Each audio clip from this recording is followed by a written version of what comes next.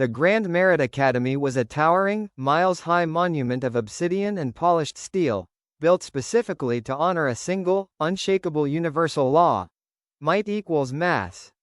Deep within its sterile core lay the Chamber of Metrics, a vast amphitheater where the galaxy's elite species were assigned their G rating, or gravitational output capability. The dominant Khorvath reigned absolute supreme here. They were massive, crystalline organic entities whose very biology was optimized for cosmic dominance. They did not just possess dense, interlocking muscle fibers. They were genetically gifted with natural biological mass dampeners.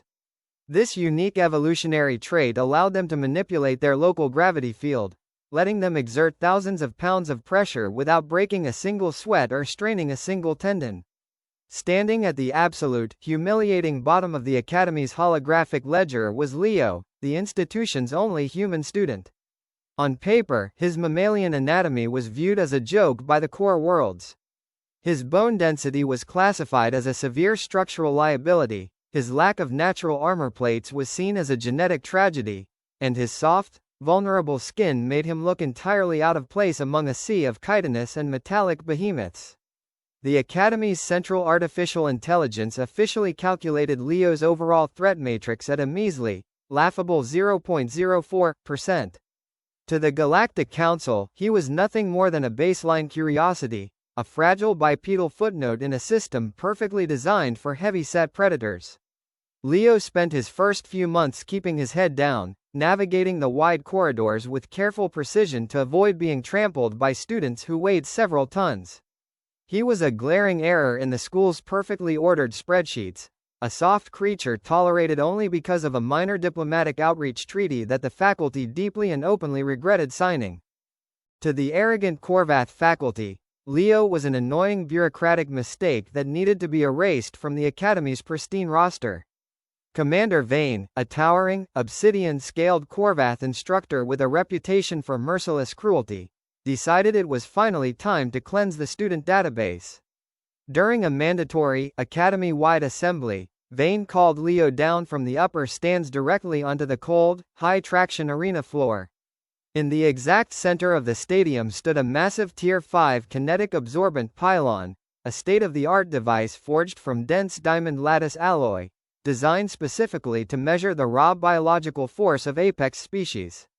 Vane stood with his massive arms crossed, his multifaceted eyes gleaming with a malicious intent as he announced a sudden, malicious change to the morning's curriculum.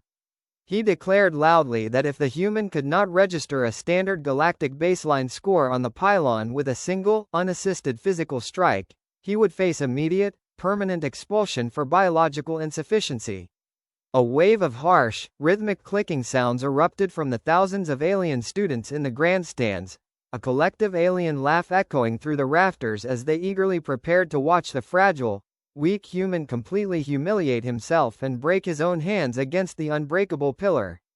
Leo stepped forward onto the metallic mat, entirely alone under the blinding glare of the arena spotlights. He could feel the heavy, oppressive vibration of the stadium's artificial atmosphere, thick with the scent of ozone and the mocking energy of 1,000 superior species. He knew that the system was deliberately rigged against him, but his expression remained completely unreadable as he approached the monolithic device.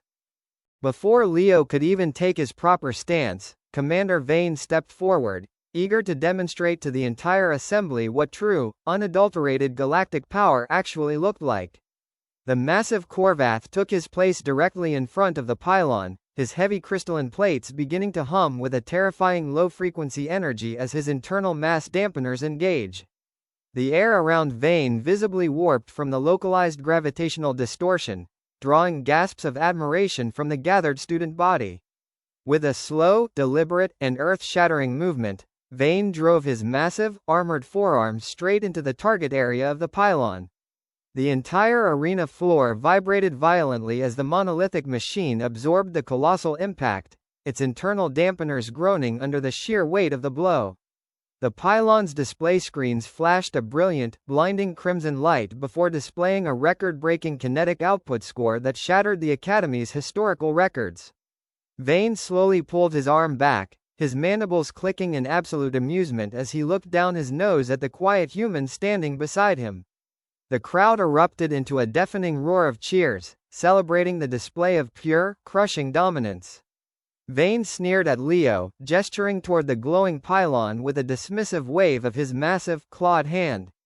"The stage is yours, little human," Vane rumbled, his voice causing the metal tray on the nearby instructor's desk to rattle loudly.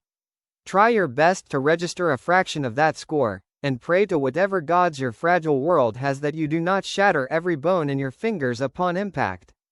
Leo calmly walked past the smirking commander, stepping directly up to the shattered ground in front of the massive diamond-lattice pylon. He did not brace his legs wildly, he did not clench his jaw, and he did not ball his hand into a tight, white-knuckled fist right away.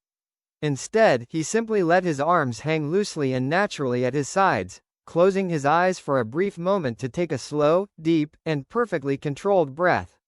High above the arena floor, inside the glass-walled observation deck, the Academy's highly sensitive biometric scanners began to chirp and flash in utter confusion. The digital readouts monitoring Leo's physiology indicated that his muscle tension had suddenly dropped to absolute zero, a state of complete physical relaxation that defied all standard combat protocols. To the Khorvath, who relied entirely on rigid, compressed mass and heavily tensed muscle structures to generate power, this looked like a total, pathetic surrender.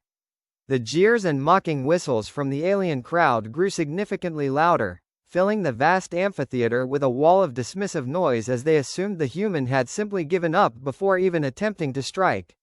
They saw a soft, fragile creature standing defenseless before an unbreakable pillar, completely unaware of the intricate calculations currently running through the human's mind. Leo ignored the noise, focusing entirely on the geometry of the space around him, mentally mapping out the exact structural lines of the machine in front of him. He knew that raw strength was a trap that made the aliens rigid and predictable, and he had no intention of playing their game. Then, in a fraction of a heartbeat, the universe seemed to slow down entirely for the lone human. Leo suddenly shifted his weight, planting his lead boot firmly into the high-traction synthetic material of the mat, finding the perfect leverage. The strike did not originate from his shoulder or his arm, instead, it began as a flawlessly executed kinetic chain from the ground up.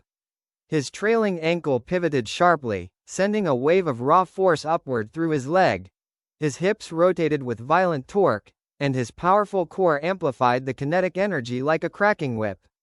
In a millisecond, his completely relaxed arm snapped forward, his fist accelerating to a terrifying velocity that the Academy's advanced motion tracking cameras could barely even register on screen. There was no heavy, dull thud of mass hitting mass like there had been with Vane's strike. Instead, a sharp, deafening, and ear-splitting crack resembled a localized sonic boom echoed violently through the entire stadium as his knuckles made precise contact with the diamond-hard target zone. The sheer speed of the delivery displaced the air in the immediate vicinity, creating a sudden gust of wind that ruffled Leo's hair and sent a shockwave across the mat. His body had acted as a biological particle accelerator, focusing every single ounce of his mass into a singular, infinitely small point of impact with absolute geometric precision, bypassing the need for heavy armor or massive bulk. The vast arena instantly fell into a suffocating, unnatural, and completely terrified silence as the echo of the snap faded away. The Tier 5 pylon did not flash its standard red lights, and its massive digital screens did not display a numeric score. For 3 agonizing, breathless seconds, the massive machine simply hummed loudly, its internal processors whirring violently as they tried to comprehend the data. Then, a single, microscopic fracture appeared right where Leo's knuckles had landed, glowing with a faint, trapped kinetic light. In the next instant, 100 more fractures spider-webbed across the diamond-lattice structure with terrifying speed. With a deafening, explosive roar of shattering metal and glass, the indestructible Tier 5 pylon completely blew apart, raining a million glittering crystalline fragments across the arena floor. Overhead, the Academy's centralized artificial intelligence system flickered wildly, its massive holographic monitors flashing a bright warning text. System critical error. Impossible data output detected. The alien students sat frozen in their seats, their multifaceted eyes wide with an emotion they had never experienced before: absolute terror. Leo calmly brought his hand back to his side, his knuckles slightly red but completely uninjured, and casually rolled his shoulder to release the remaining tension. He looked up at the empty space where the pillar had just stood, his face a mask of calm serenity while the rest of the facility spiraled into utter chaos around him. The initial shock of the display quickly transformed into a state of absolute, frantic panic among the faculty members. The Khorvath professors completely refused to accept the reality of what they had just witnessed with their own eyes. Screaming loudly that the human must be wearing an illegal, invisible cybernetic rig, a cloaked military exosuit, or a banned weaponized gravity amplifier, Commander Vane frantically ordered the Academy security drones to surround Leo immediately.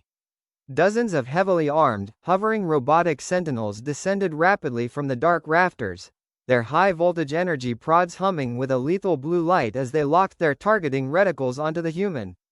Leo did not offer a single shred of resistance. He merely raised his hands calmly, allowing the drones to secure his wrists in heavy electromagnetic handcuffs. He was swiftly led away down the cold, sterile silver corridors of the Academy toward the Deep Audit Lab, a maximum security containment wing located deep beneath the facility's surface. The faculty intended to subject him to a brutal, intrusive biological dissection to uncover the hidden technology they believed he was using to cheat their perfect system. As he walked past rows of stunned alien students, Leo kept his gaze fixed ahead, a faint, knowing smirk playing on the edge of his lips as the heavy blast doors of the security elevator hissed shut behind him. Inside the heavily reinforced, high-gravity cell of the containment wing, Leo sat quietly on a cold metal bench, his hands still bound by the heavy energy cuffs. The Academy's top researchers had already run their advanced biological scans 3 separate times, and the results were driving the alien scientists completely mad. There were absolutely no micro-robotics inside his body, no hidden hydraulic systems in his joints, and no banned military technology under his skin. The scans confirmed he was made of purely organic flesh, blood, and bone. Realizing that the mere existence of a naturally powerful human threatened to dismantle the very foundation of the Khorvath military doctrine and their galactic supremacy, Commander Vane stepped into the cell alone, locking the heavy doors and manually turning off the security cameras. Vane activated his personal, military-grade kinetic shield, the crystalline plates on his chest glowing with an ominous light as he stepped toward the human with clear, homicidal intent. Anomalies cannot be allowed to disrupt the perfect order of the Galactic Empire, human, Vane hissed, his deep voice dripping with pure malice as he raised a massive, armored fist. Your sudden biological failure inside this cell will be recorded by the administration as a tragic, accidental reaction to our high-gravity environment, and your primitive species will be wiped from our archives forever. As the massive commander stepped forward to crush him into the floor, Leo did not even bother to stand up or flinch. He simply looked up into Vane's burning eyes and smiled a cold, mocking smile that made the massive alien hesitate for a brief second. You are completely confused because you keep looking at my static bones and muscles on your little spreadsheets, Leo said, his voice echoing clearly in the small, sterile room. You think humans are weak because our daily physical output is low compared to yours, but your perfect models missed the most terrifying part of our evolutionary history. Leo slowly stood up from the bench, the electromagnetic handcuffs rattling as he squared his shoulders against the towering alien beast. On our volatile, high-gravity death world, our muscle tissue evolved to be so incredibly powerful that it is fully capable of ripping itself right off our own skeletal structures if pushed to the absolute maximum. To keep us from accidentally destroying our own bodies in our daily lives, our brains developed an intensive autonomic neuromuscular governor, a hardwired biological safety switch that permanently locks away roughly 70% of our true physical strength. We humans call it the kinetic limit, and it is the only reason we look soft to the rest of the galaxy. Leo took a slow, deliberate step forward, his eyes locked onto the massive instructor with an intense, predatory focus. On Earth, when a human mother experiences an extreme rush of adrenaline to save her child, her brain forces that biological switch wide open, allowing her to lift a 2-ton vehicle with her bare hands. I did not cheat your system with machines, Vane. I simply spent years of grueling martial training learning how to consciously flip that safety switch open at will. Commander Vane let out a furious roar and lunged forward with all his massive weight, but Leo instantly released his internal limiter completely, unlocking the terrifying, raw power of his biology. Moving with a silent, blinding hypervelocity, Leo easily sidestepped the attack and delivered a focused counter-strike. His fist passed directly through Vane's expensive kinetic shield without a struggle, since the electronic shield was calibrated to repel slow, heavy mass. It completely failed to recognize a supersonic human fist until it was far too late. A single, focused blow hit Vane's core structural plate, sending a massive shockwave of kinetic energy through the alien's body and bringing the invincible commander crashing heavily to the floor, instantly unconscious. When the backup security teams finally forced the heavy blast doors open minutes later, they found their top instructor defeated on the ground, and Leo calmly wrapping his knuckles with a strip of cloth. Looking directly into the room's backup emergency camera, Leo delivered a chilling, quiet warning to the entire Galactic Council. We did not unlock our limit because we wanted to conquer your academy. We locked it away in our minds to protect the rest of the galaxy from us. Do not make us turn it off again. Make sure to like and subscribe.